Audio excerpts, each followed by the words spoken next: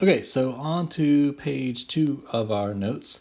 And this page is a great kind of summary reference page for where to look on the graph of your derivative when you're pulling and drawing out all of this information about the characteristics of the original function. So let's go one by one real quick. If you need to pause it and jot these down, then of course do so. Make sure you have these in your notes. So critical points are when the graph of our derivative touches the x-axis or has a point where it's undefined. All right, relative maxima are when the graph of our derivative crosses the x-axis and it goes from positive y values to negative y values. Relative minima is the same, except we're going from negative y values to positive y values. Our function, original function is increasing when the graph of our derivative is above the x-axis, so positive derivative values.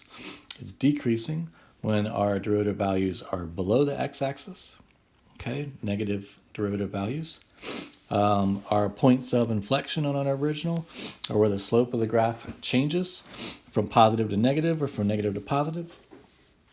Our function is concave up when the graph of our derivative, the slope is positive. Our original function is concave down when the slope of the graph of our derivative is negative. And the slope of the original function at a point, since we will be given the graph of a derivative in this case, then it's just the y value from the graph. Since our graph represents the derivative, we just want to find that y value at the given x value.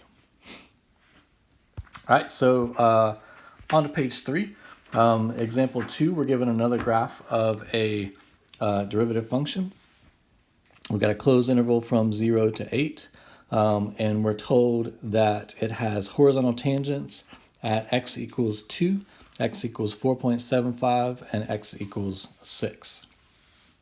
All right, so in part A, it says find the x-coordinate of each critical point of our function on the interval from 0 to 8 and justify our answer. All right, so our critical points, again, looking back at our list, critical points come from where our derivative touches the x-axis or where it is undefined. Okay, so we've got 3 points where it touches the x-axis. We've got x equals 1, x equals 4, and x equals 6. And again, that is since our derivative equals 0. Okay, we don't have any undefined points there. All right, for part B, find the open intervals over which the function y equals f of x is increasing and decreasing from 0 to 8. All right, so again, increasing and decreasing.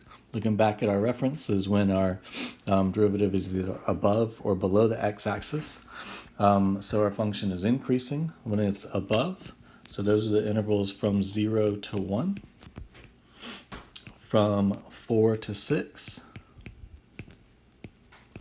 and from 6 to 8. And again, that's since our derivative is bigger than 1 above the x-axis and is decreasing over the intervals from 1 to 4. And that's the only one where it's below the x-axis. And again, that's since our derivative is less than 0, okay, negative values. All right, part C says find the x-coordinate of each relative extrema of our function over the same interval. Label each as a minimum or maximum and justify each response. All right, so mins and maxes, again, are where our function crosses the x-axis and the sign changes from positive to negative for max and from negative to positive for minima. Okay, so we've got relative minimum at x equals 4. Again, that slope goes from being positive to negative.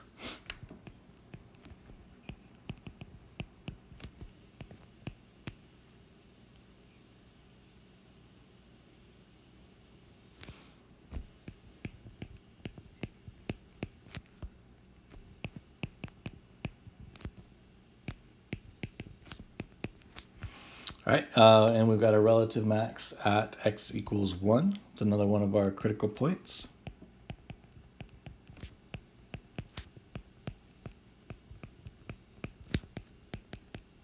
In this case, we're going from positive y values to negative y values.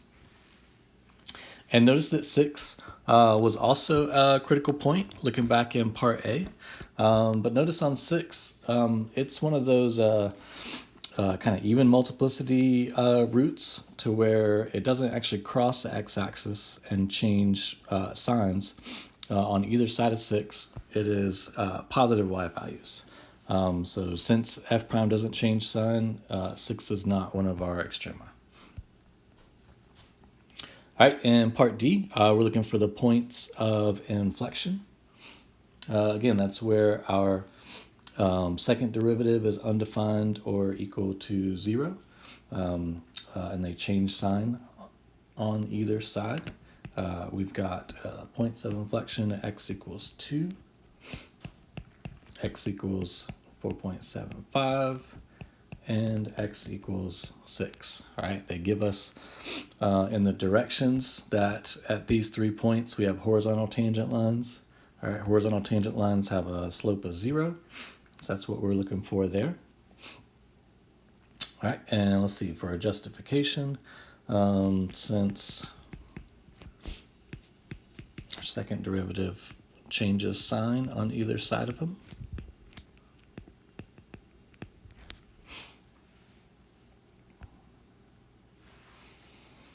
all right, to left, part E says find the intervals over which our function is concave up and concave down over our given interval. All right, so concave down, we're looking at intervals over 0 to 2.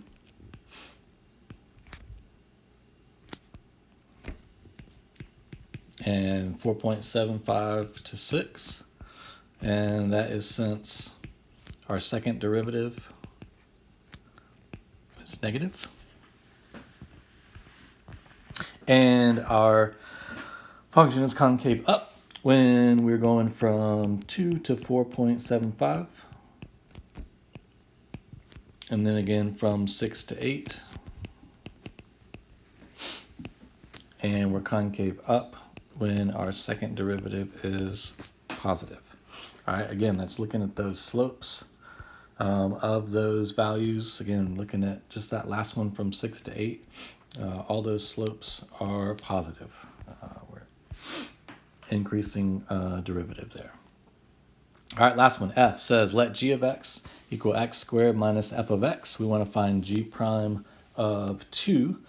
All right, so if we want to find g prime of 2, then we want to find g prime. So let's do that first. So g prime of x, using our power rule, we get 2x, and then the derivative of that second piece is just going to be f prime. Okay, we want it specifically at x value of 2. So let's find g prime of 2. Substitute 2 in there. We get 2 times 2 minus f prime of 2.